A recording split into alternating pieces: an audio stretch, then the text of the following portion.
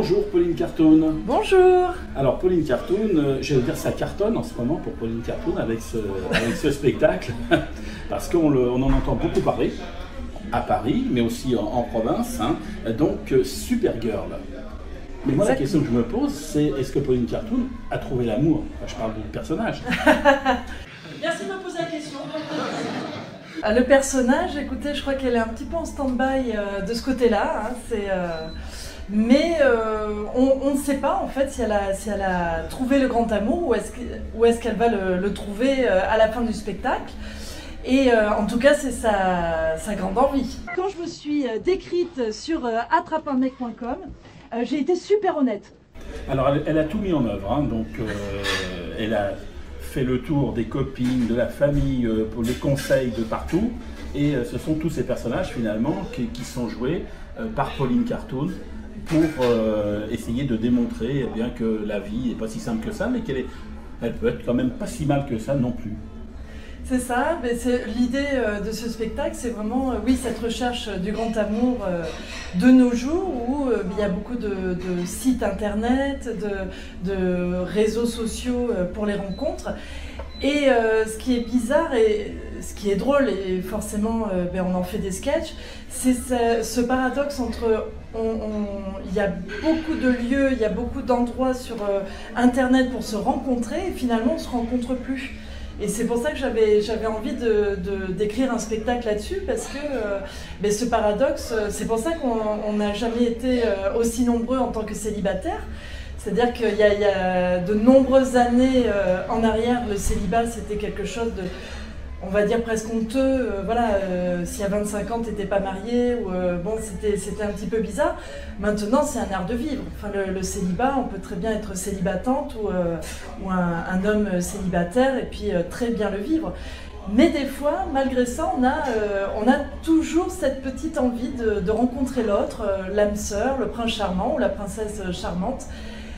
Et dans notre époque, c'est bizarre, mais c'est pas si facile. Comment vous dire, cet homme, c'était la synthèse entre les drogues dures, l'alcool et les médocs. Explosive.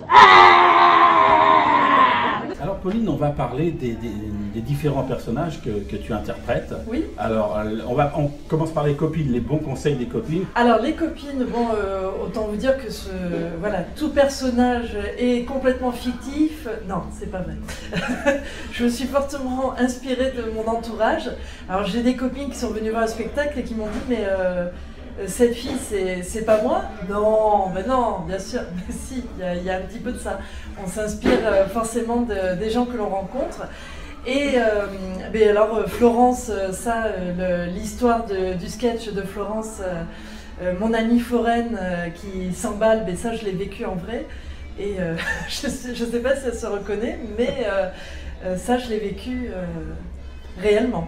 Ça va, je suis un petit 48. Hein, puis les hommes, ils font pas attention à ce genre de détails. Tu sors. Alors il y a la famille, alors dans la famille, il y a la grand-mère, et la vraie grand-mère. C'est ça. Hein, elle s'est mariée à quel âge, la grand-mère, dans la vie? Bonne question, mais je pense que c'était aux alentours de 16-17 ans. C'est incroyable parce que j'ai pas mal parlé avec mes grands-mères et maternelles et paternelles, et c'était une autre vie parce que à l'époque on n'avait pas forcément le choix, c'était des mariages plus de raison, et soit ça se matchait, soit pas trop. Et la grand-mère du spectacle, alors j'ai un petit peu brodé forcément, mais je pense qu'elle n'a pas rigolé tous les jours avec son mari. Et c'était une femme de caractère, mais qui, l'époque, faisait qu'elle était soumise et qu'elle a peut-être pas fait tout ce qu'elle voulait. Donc, dans ce sketch, je lui ai donné les commandes. Je lui ai donné le volant et... Elle se lâche. Elle se lâche. Alors, il y a quelques personnages aussi. Alors, il y a un personnage masculin. Il y en a, oui, il y en a 2 ou 3. Il y en a 2 ou 3, mais je pense à un, c'est le clochard, là. Ah oui, tout à fait. Celui-là, il n'est pas piqué des hannetons non plus. Je l'ai rencontré aussi. C'est toujours inspiré de la vraie vie. Hein. Et oui, c'était pour montrer ce côté des fois dans le métro, on se croit en sécurité, on l'est pas forcément. Toi je t'aime pas, Macron, tête de con, Régis, je te bille, Alors on a pensé, nous les mecs, qu'il n'y avait que notre sexe à nous dans la vie, mais non. On s'aperçoit qu'il faut faire avec, il n'y a pas que Popol, il y a Foufoune aussi.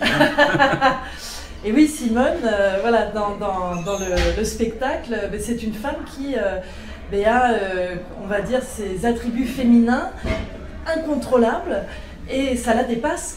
Et c'est vrai que quand j'ai créé ce sketch, je me suis dit, c'est vrai qu'on parle toujours du sexe masculin qui est un deuxième cerveau, voire le premier cerveau chez les hommes.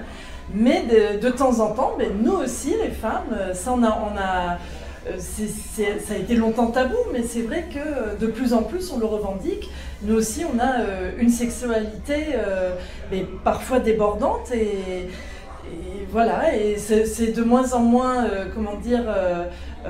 délicat de le dire, mais forcément ce personnage est vraiment dépassé par les événements et ça foufoune. Pendant une fraction de seconde, je me suis dit, celui-là, ça va être pour moi. Merci Pauline, et puis à très vite. Et on se retrouve donc pour ce spectacle Pauline Cartoon Supergirl. Et vous allez voir, ça va cartonner. Avec grand plaisir et merci beaucoup pour l'invitation.